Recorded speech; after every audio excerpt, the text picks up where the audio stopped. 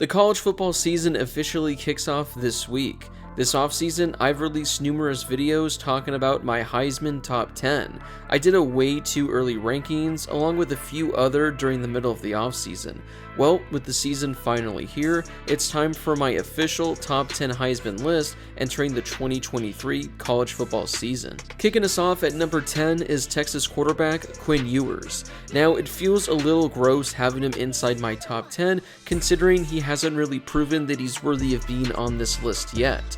Last season for the Longhorns, he appeared in 10 games, completing only 58% of his passes. He did throw for 2,200 yards with 15 passing touchdowns and 6 interceptions. He did deal with a couple of injuries, so we didn't really get to see him at 100%. But I'm banking on Quinn Ewers finally living up to the potential he had when he was the #1 quarterback recruit of his class. Plus, this Texas offense is loaded with weapons, so he should be set up to thrive this year. It seems crazy having a tight end in my top 10, but Brock Bowers might be the best college tight end we've seen in quite some time. During his first 2 seasons at Georgia, he's caught 119 passes for 1,800 yards and 20 receiving touchdowns. He's also rushed for 165 yards with 4 rushing scores. If you take his tight end title out of it, he's been one of the best receivers in all of college football the last 2 years. He's the #1 option on offense for Georgia, and I don't think Carson Beck is going to be in the Heisman discussion. So, with that being the case, there's a chance that Brock Bowers can make a legitimate case at being the first tight end to ever win the Heisman Trophy. The betting market has Jayden Daniels with the second best odds to win the Heisman Trophy, but I don't think he's really going to have that big of a chance.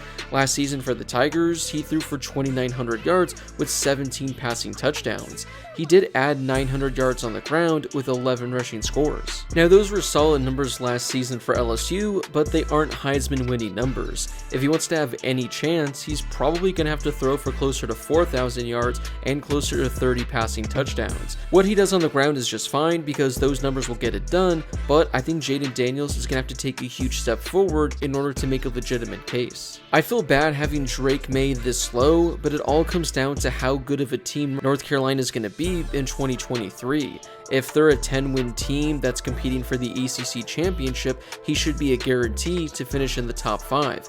But with the uncertainty surrounding the Tar Heels, I have to have him this low. His numbers are among the best in all of college football, as last season he was arguably a top 5 quarterback. He threw for 4,300 yards while completing 66% of his passes. He also had 38 passing touchdowns with only 7 interceptions. He also added 700 yards on the ground with 7 rushing scores. Again, the numbers are going to be there at the end of the season, but it all comes down to how many games North Carolina is able to win. Marvin Harrison Jr. is the best wide receiver in all of college football, and we did see a wide receiver win the Heisman just a couple of years ago. Last season for Ohio State, he caught 77 passes for nearly 1,300 yards. He had 14 receiving touchdowns and averaged nearly 17 yards per reception. The reason I think Marvin Harrison Jr. has a realistic chance is because Ohio State has a lot of uncertainty at their quarterback position.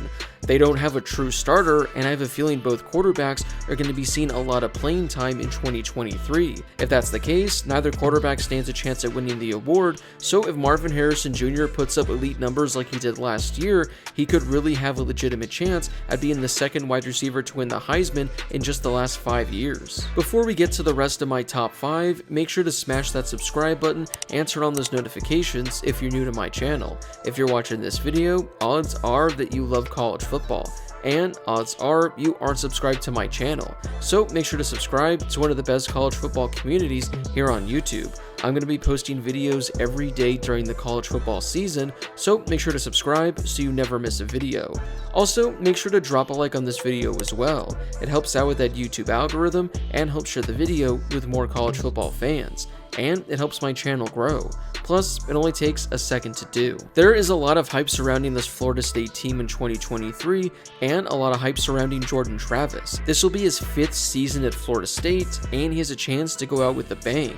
Last season, he really emerged as one of the best quarterbacks in the ACC and in all of college football. He threw for 3,200 yards with 24 passing touchdowns and only 5 interceptions. He also added 400 yards on the ground with 7 rushing scores as well. He's already one of the better dual threat threat quarterbacks in the country, but seeing him take the jump last season was quite the surprise. Florida State has a chance to make a potential playoff push, so if that happens and Jordan Travis improves on his numbers for last season, he could be the first Florida State quarterback to win the Heisman since Jameis Winston. Sam Hartman already kicked off his Notre Dame campaign with a bang, as he completed 82% of his passes for 250 yards and 4 touchdowns in Notre Dame's Week 1 win over Navy.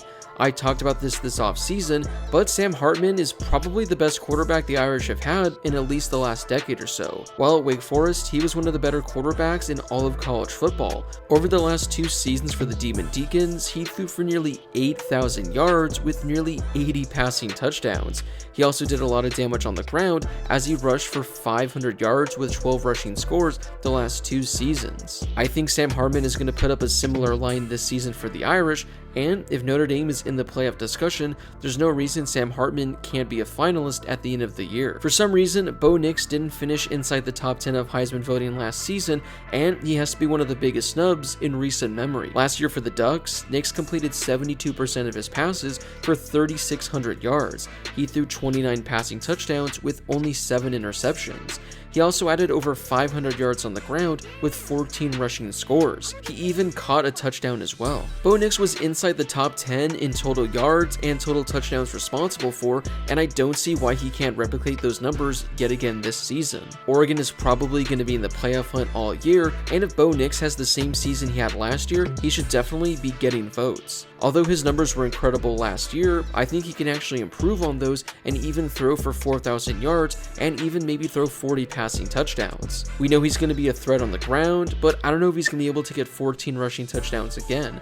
But if he does, Beau Nix should easily be a top 3 finalist for the Heisman. And if he's not, that just goes to show the voting committee hates Beau Nix. Coming in at number 2 is another Pac-12 quarterback in Washington quarterback Michael Penix Jr. After having an okay career at Indiana, he transferred to Washington, where he had a career year that I'm sure nobody saw coming.